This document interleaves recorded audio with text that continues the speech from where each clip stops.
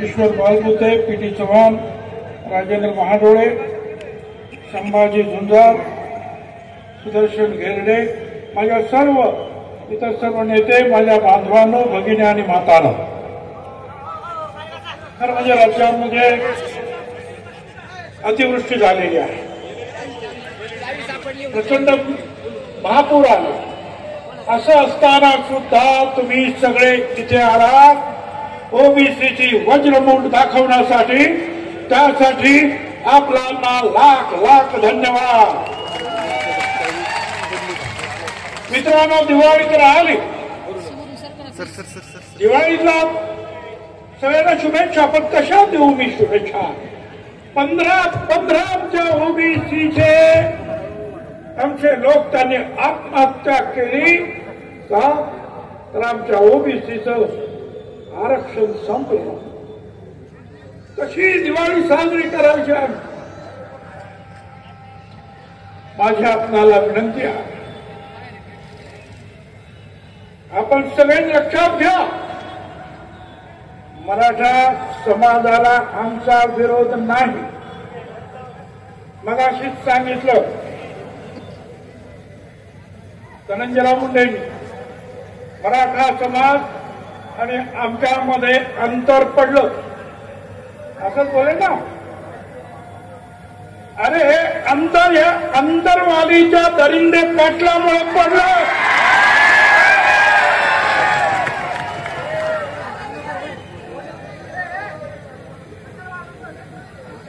मराठा समाजाला वारंवार आम्ही वेगळ्या आरक्षणासाठी पाठिंबा केला. मराठा समाजाचे 58 मोर्चे निघाले. गुजरातमध्ये निघाले पाटीदार पटेल, पुढे राजस्थानात गुर्जर, हरियाणामध्ये जाट मोर्चे निघाले की आम्हाला सुद्धा आरक्षण पाहिजे. आणि मग मोदी साहेबांनी ईडब्ल्यूएस आणलं आणि सांगितलं की काही घटक जे आहेत ते शिक्षणात कदाचित मागे आहे, आर्थिक दृष्टीने मागे आहे, तर सामाजिक दृष्टीने मागे नाही, म्हणून त्यांना रिझर्वेशन मध्ये जागा देता येत नाही. आणि म्हणून हा 10% ईडब्ल्यूएस आणला.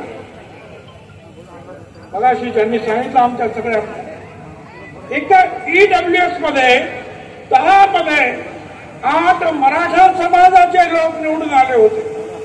बघा, 100% मधले 10%तले 8% एका समाज. तरी सुद्धा म्हणाले आम्हाला मराठा समाजाला आरक्षण नाही. म्हटलं मग त्या आता 10% आरक्षण दिलं मराठा समाजाला. आता म्हणतात मला ओबीसीच पाहिजे. आणि कोण म्हणतंय? त्याचा काही अभ्यास नाही. ज्याला आरक्षण कशा? अरे आरक्षण सामाजिक दृष्ट्या जे मागास आहे त्यांच्यासाठी आरक्षण आहे. आरक्षण गरिबी हटावचा कार्यक्रम नाही. आणि माझ्या सगळ्यात तमाम बांधवांना महाराष्ट्रातील मी आपल्या सगळ्यांना सांगू इच्छितो, हिशोब करा. 54% ओबीसी, 374 जाती, 54%, 13% दलित बांधव, 7% आदिवासी,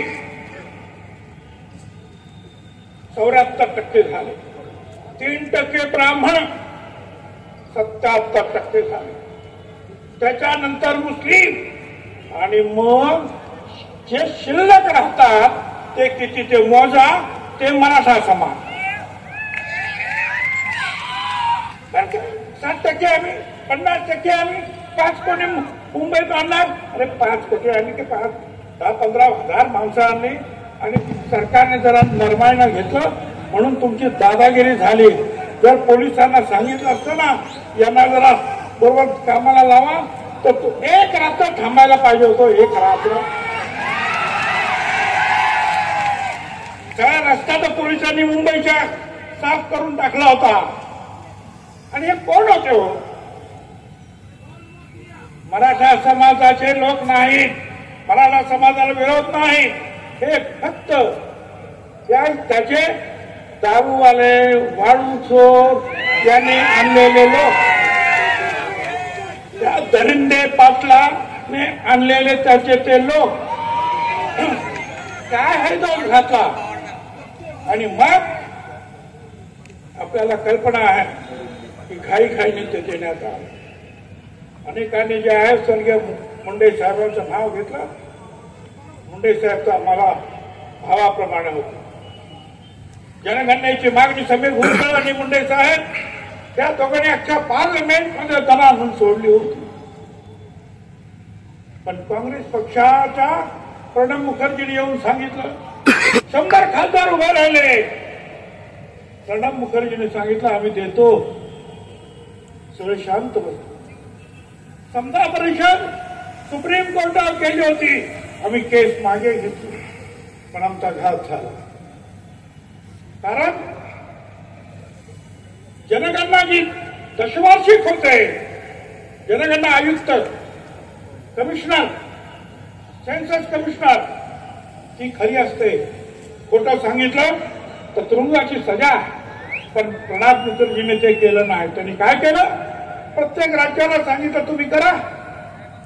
गावचं असेल तर गाव विकास खात्यानं करा, शहराचं असेल तर शहर नगर विकासने करा.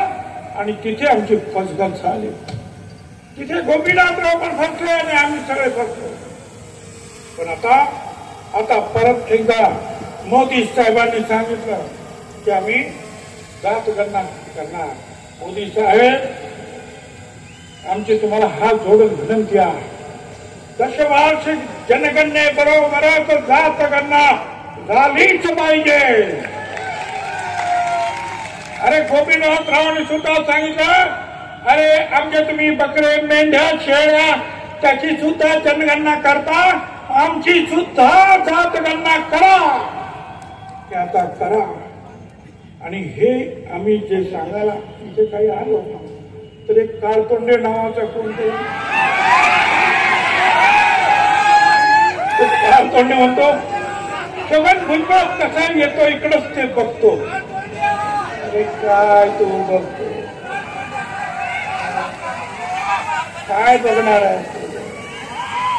अरे असे खूप झेलून झाले. आणि त्या सगळ्यांना सांगतो, उडवाच मान माझी माझा नकार नाही. उडवाच मान माझी माझा नकार नाही. इतकीच शर्त आहे मी वाकणार नाही.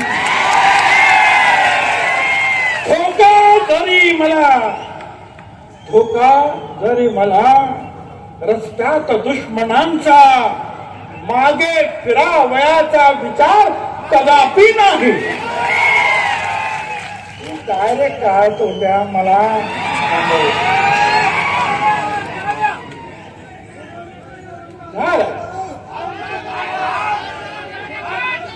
2 सप्टेंबरला एक GR निघाला. आम्ही कोर्टात गेलो. सोनार समाज, नाभिक समाज, कुणबी सेना, माळी महासंघ, समता परिषद, मोठे आमचे वकील उभे आहेत. माझी खात्री आहे आम्हाला न्याय मिळाल्याशिवाय राहणार नाही. पण आम्ही दुहेरी लढाई लढणार आहोत. एक तर न्यायदंडाकडे आणि दुसरा जो आहे रस्ता तो आमच्याच मापाचा आहे. लक्षात काय तुम्ही सांगता? मला सांगता तुम्ही येऊ नका. आणि मगाशी सांगितलं, मला वाटतं हक्काने सांगितलं, तो विखे कसा काय आला? विखे आला आणि सगळ्या महाराष्ट्रामध्ये विखार पसरवून गेला. बरं गेला तर गेला. ते जे काही तुमचं हे आहे ना, GR काढला, हा माझ्याकडे बघायचं तर बघून घ्या. हे प्रमाणपत्र आहे जातीचं.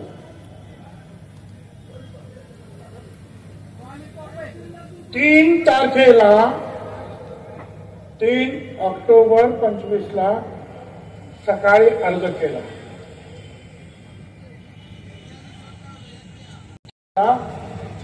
त्याच दिवशी 3 तारखेला त्याच दिवशी संध्याकाळी जात प्रमाणपत्र मिळालं. अरे 8-10 महिने लागतात. एवढे फास्ट कसे झाले तुमचे अधिकारी? हे सगळे जे आहेत अनेक सर्टिफिकेट तसे चेक झाले सकाळपासून संध्याकाळपर्यंत. मिळायला पाहिजे दाखवायला तयार आहे मी. मला माझ्या हातात मी सीएम साहेबांना सांगितलं, मी त्या आपल्या महसूल मंत्री बावनकुळेंना सांगितलं, म्हटलं एवढं फास्ट अधिकारी कधीपासून जन्माला आले या दिवसात?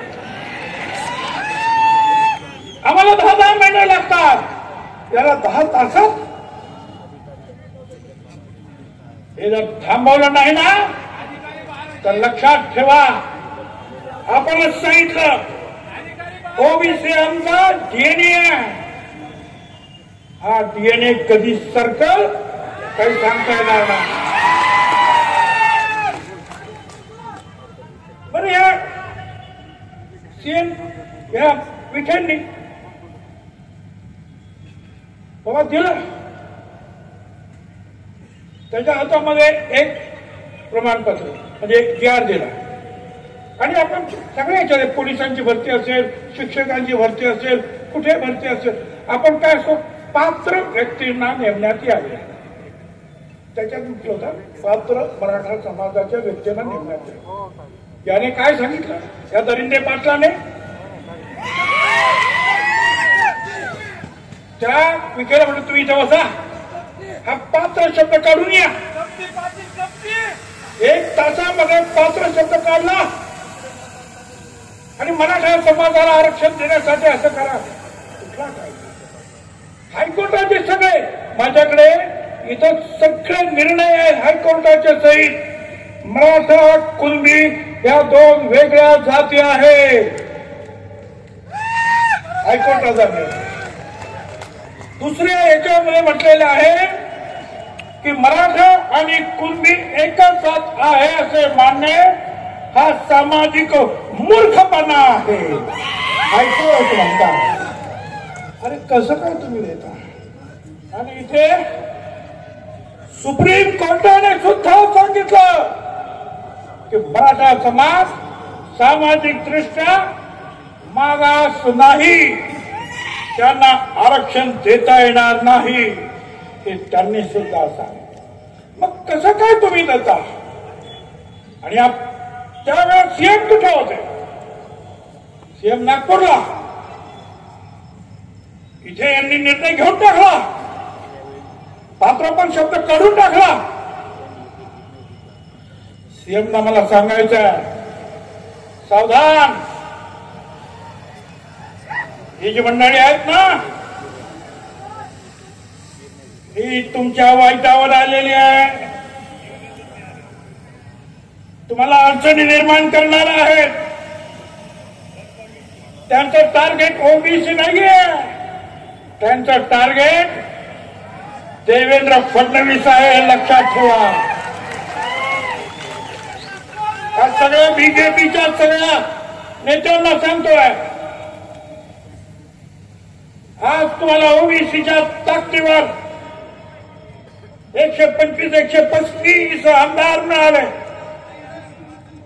त्या ओबीसीवर जर अन्याय कराल तर ओबीसी आज दूध खुळे राहिलेले नाही, लक्षात ठेवा. त्यामुळे लवकरात लवकर याच्यामध्ये आपल्याला मार्ग काढावा लागेल.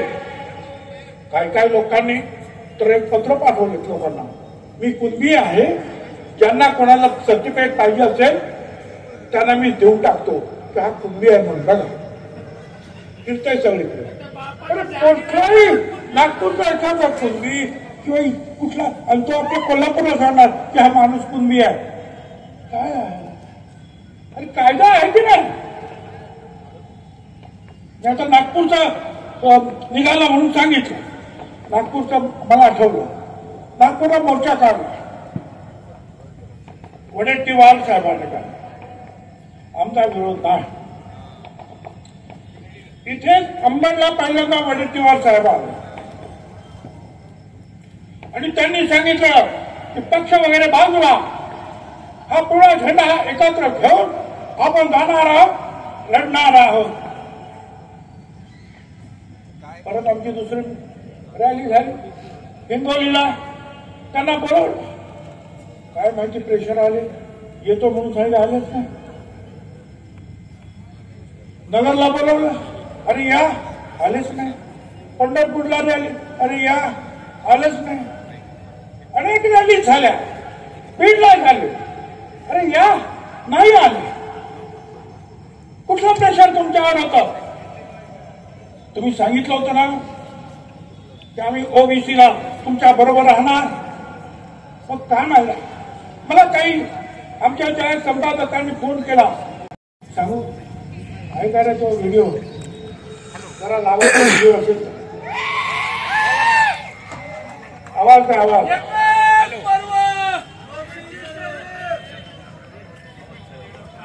अरे आवाज आहे ना. जय शिवराय भाऊ. काँग्रेसचे आपले वडेट्टीवार काका कसे डबल ढोलकी ते बघायचंय का? बघायचंय गाण्या लावरे तो व्हिडिओ. मी आजही जोरात सांगतो, मला ओबीसीतून या, कारण हा निजामच्या वेळेस मराठवाड्यातला कुणबी समाज, मराठा समाज हा ओबीसी होता, हे मला माहिती. मला माहिती आहे. 2 महिन्यापूर्वी जो मिटिंग घेतली, 2 महिन्यापूर्वी, 3 महिन्या 4 महिन्याच्या पूर्वी मुख्यमंत्र्यांच्या उपस्थितीमध्ये जी बैठक झाली आणि त्या बैठकीमधला मसुदा काय ठरला, त्याचा ओव्हर काय ठरला, टर्म ऑफ रिफरन्स काय ठरला, की ज्या वेळेस तुमची मागणी आली की कुणबी म्हणून ओबीसीना, आंदोलन ओबीसीना आरक्षण देण्याची, त्यावेळेस दाखले मागितले गेले, त्यावेळेस पुरावे मागितले गेले, त्यावेळेस कोणी मागितले, त्यावेळेस कमिशनरला त्याचं अध्यक्ष केलं गेलं, पण ते मिटिंग एकही झाली नाही. 4 महिन्यात एकही मिटिंग झाली नाही, हे आपल्या सगळ्यांना माहिती आहे. माझी इच्छा आहे, माझी भूमिका मी मांडायसाठी आलो, एक ओबीसीचा नेता म्हणून, विरोधी पक्षाचा नेता म्हणून, एक काँग्रेस कार्यकर्ता म्हणून माझी भूमिका आहे.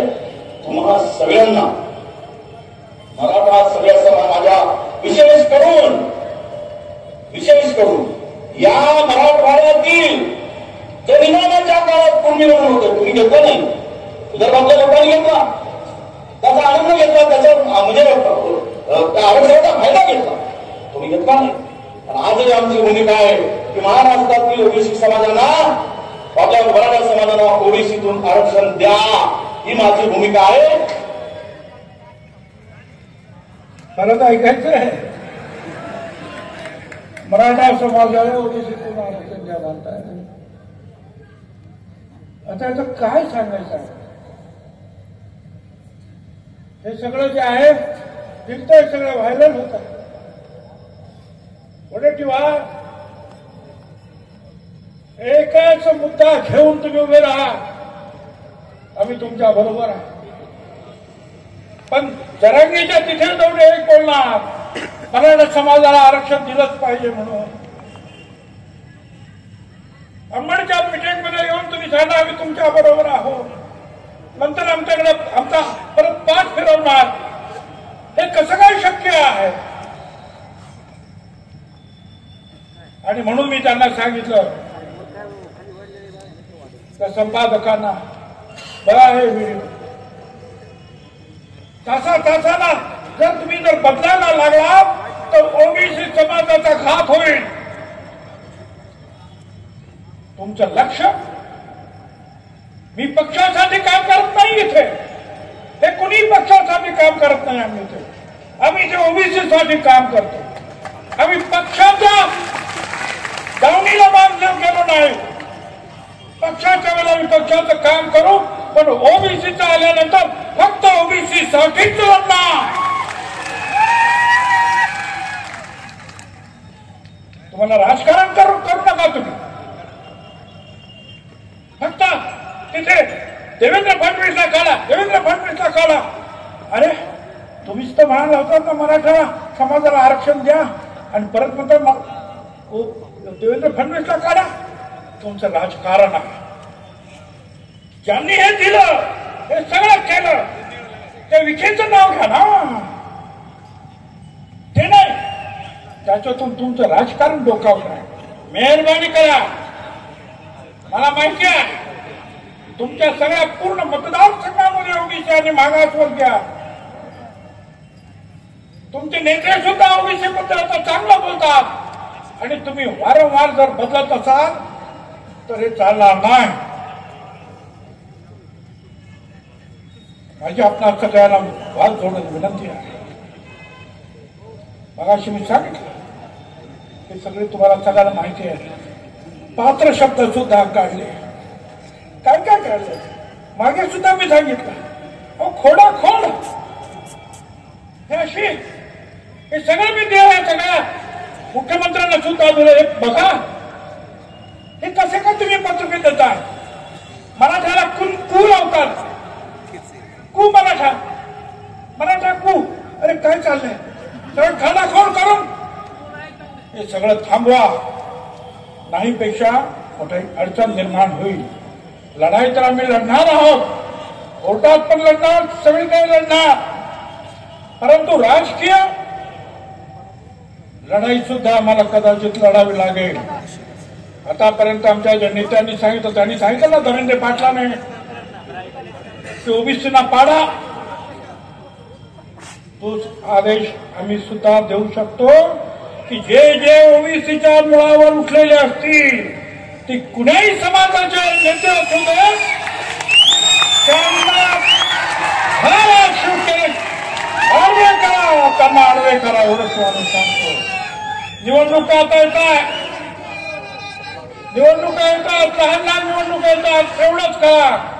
दंबर उभा राहिला तर माळी नको, माळी उभा राहिला तर तिथे वंजाळी नको. एका विरुद्ध एक लढा. विजय तुमचा आहे.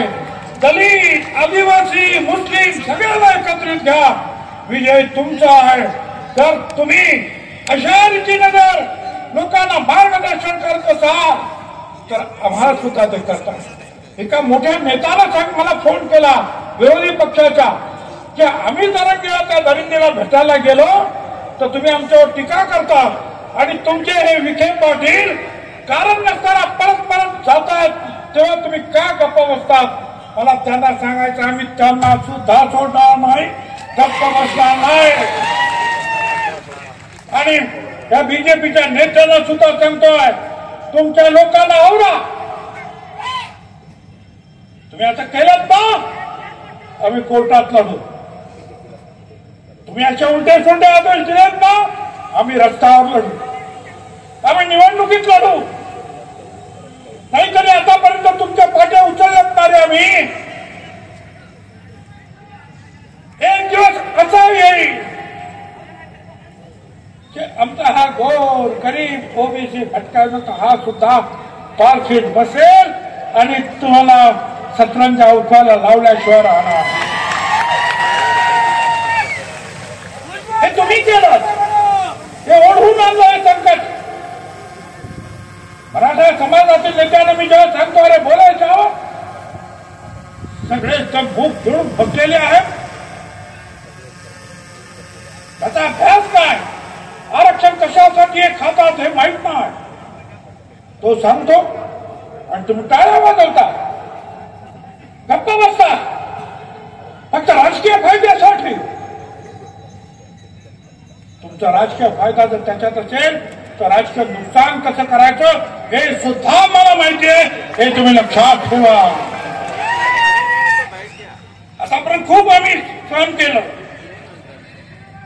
पण जेव्हा आम्हाला कळलं चुप रहकर क्या मिलता है आखिर, चुप रहकर क्या मिलता है आखिर, दिल का दर्द ही बढ़ता है, उठानी पड़ती है आवाज जब पानी सर के ऊपर चढ़ जाता है.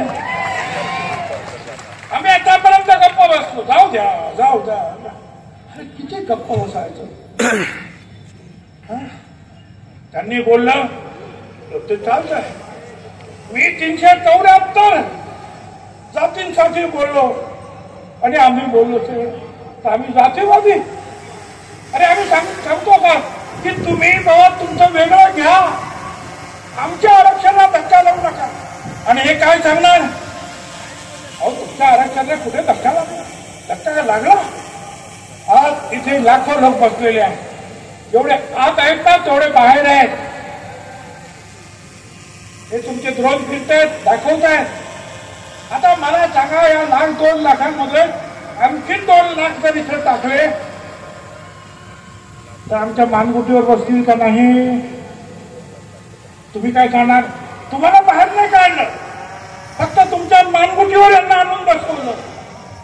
काय वेडा समजलं काय रे आम्हाला तुम्ही? अख्खा आयुष्य गेला हे लढण्यामध्ये, आम्हाला मूर्ख समजू नका.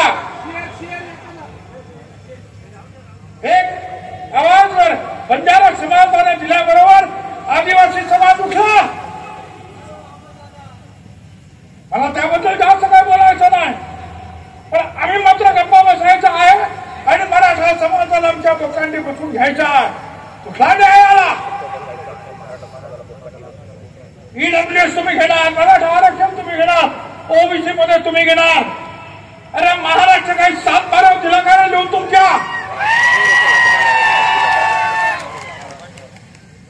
छत्रपती शिवाजी महाराजांचा महाराष्ट्र, हे सगळे जे आहेत ना माझ्या मागे बसलेले, यांचेच पूर्वज लढले. अरे बेरड समाजाचा आमचा बहिर्जी नाईक होता जीवा म्हणून वाचला शिवा जिजामाता म्हणाला, तो आमचा नाभिक समाज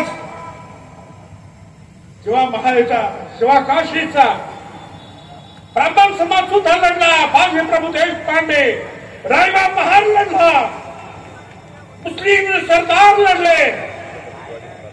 आणि आज तुम्ही शिवाजी महाराजांचं नाव घेऊन मगाशी सांगितलं आमच्या राजाला नाटला. अगदी कोळी समाज महाराजांनी पहिला दरबार निर्माण केला या देशात आणि सागरी सरहद्द त्याचं रक्षण केलं. ते सगळे आज परागंदा होणार आणि तेव्हा तुम्ही शिवाजी महाराजांचं नाव घेणार आणि आमच्या लोकांना मारणार, टोकी फोडणार. पोलिसांना माझं सांगणार, प्रत्येक वेळेला मला फोन करावा लागतो, अरे आमच्या लोकांचं डोकं फोडलं, काहीतरी करा, केस घ्या. आणि मग एसपी म्हणता बरोबर बघतो मी. अरे बघता काय? जर असेच तुम्ही बघत राहिलात तर एक दिवशी ना हे असे सगळे जे आहेत, हे मधमाशाचं पोहळ जे आहे असंच उठल्याशिवाय राहणार नाही. आणि मग मात्र तुम्हाला बघतो म्हणायची सुद्धा सोय उरणार नाही. एकाला सुद्धा धक्का लागता कामा नये. गावातील सामान्य माणसाचं जरा सुद्धा नुकसान होता कामा नये, जाळपोळ होता कामा नये. ताबडतोब पोलिसांनी कारवाई केली पाहिजे. पोलिसांनी कारवाई करायला लागला तर काय होतं हे मला माहिती आहे, सांभाळलं ते डिपार्टमेंट.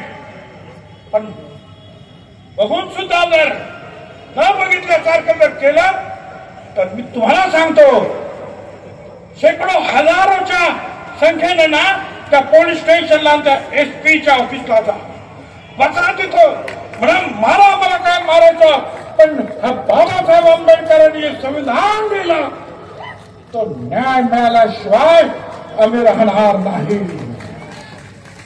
मी तुम्हाला त्यांना एकच सांगतो, या सगळ्यांना कुछ देर की खामोशी है, सगळ्यांना सांगतो, त्या दरिंदेला पण सांगतो आणि बाकीच्याला कुछ देर की खामोशी है, फिर शोर आएगा. तुम्हारा सिर्फ वक्त आया है, तुम्हारा सिर्फ वक्त आया है. हमारा दौर था और वो दौर फिर से आएगा. ध्यान में रखो, ये हमारा दौर पहिल्यापासून आम्हीच लढलो आणि आता सुद्धा या गोर गरिबांच्या मागासवर्गीयांच्या हक्कासाठी आज एक वज्रमूठ इथे वळली गेलेली आहे. आमचा धनंजय त्या दिवशी म्हणाला, काय नाव तटकरे ना, मला काहीतरी काम द्या. मला कुणीतरी सांगितलं धनंजय असं म्हणाल. मी धनंजयला म्हणालो, अरे बाकीचं तर काम मी तुला देऊ शकत नाही, पण हे गोर गरीब लाखो लोक आशेनं बघताय. गोपीनाथराव मुंडेंचे तुम्ही भारत जाल, हे काम तुम्ही घ्या. हे काम मोठं आहे रे. या खुर्च्या ज्या आहेत ना, मंत्रिपदाच्या आमदारकीच्या वळवावरचं पाणी आहे. पण गोपीनाथराव मुंडे सगळ्यांच्या हृदयात तुम्ही सुद्धा जाऊन बसू शकता. फक्त या गोरगरिबांचे अश्रू पुसण्यासाठी, त्यांचं रक्षण करण्यासाठी छातीची ढाल करून पुढे या. तुमच्या पाठीमागे तमाम महाराष्ट्र आल्याशिवाय राहणार. आज सगळा माधव एकत्र झाला आणि त्याच्या पुढेही माधव म्हणजे माळी धनगर वंजारी. आता परत त्याच्या पुढे आणखी माधव राव लावला. म्हणजे काय काय कोणी सांगितलं आपलं?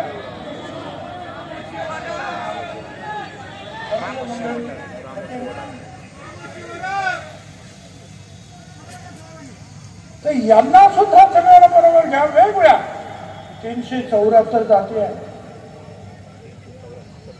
आमचा भटका, अरे काय भटकणी केली, मरी आयोग वाले देवी घेऊन जाणारे, या गावातून त्या गावातून पालक घेऊन जाणारे, कोण कुंभार आहे, कोण सुतार आहे, कोण नाभिक आहे. आणि तुम्ही सांगणार यांच्यावर बहिष्कार दाखव. मला सांगा, जर आता या सगळ्यांनी जर ठरवलं की त्यांनी आमच्यावर बहिष्कार टाकला आणि यांनी त्या कुणाचं काय? अरे हीच माणसं आहेत कष्टकरी, हीच माणसं आहेत या महाराष्ट्राच्या मातीमध्ये काळाची सेवा, तमाम जनतेची सेवा करणारी हीच माणसं आहेत. त्यांच्यावर तुम्ही बहिष्कार टाकणार आणि यांनी जर बहिष्काराची भाषा केली तर किती अडचणीत होईल. म्हणून मी सांगतो, अजूनही सांभाळ. त्या धनंजय पाटलाच्या पाठीमागे मराठा समाज त्यांनी आवाज उठवला पाहिजे की आम्हाला याचं नेतृत्व मान्य नाही. गावागावामध्ये लढाई लावणारा, समाजामध्ये दुश्मनी पसरवणारा हा धनंजय, याला परत याचा आवाज बंद करण्यासाठी आम्हाला सांगू नका. मराठा समाजाने हे काम केलं पाहिजे. आणि आपल्याला कल्पना, यशवंतरावांपासून सगळ्यांनी आतापर्यंत जे जे मुख्यमंत्री झाले त्या सगळ्यांनी त्या सगळ्यांना जवळ घेऊन राज्य केलं. छत्रपती शिवाजी महाराजांनी राज्य केलं सगळ्यांना घेऊन. याच पावलावर पाऊल टाका, एवढंच मला सांगायचं. आणि पुन्हा एकदा सांगतोय की येणाऱ्या निवडणुकीमध्ये ज्यांनी ज्यांनी तुमच्या विरोधात भूमिका घेतली त्यांना बरोबर डोक्यात ठेवा आणि त्यांचा बरोबर हिशोब करा. धन्यवाद. जय हिंद, जय महाराष्ट्र.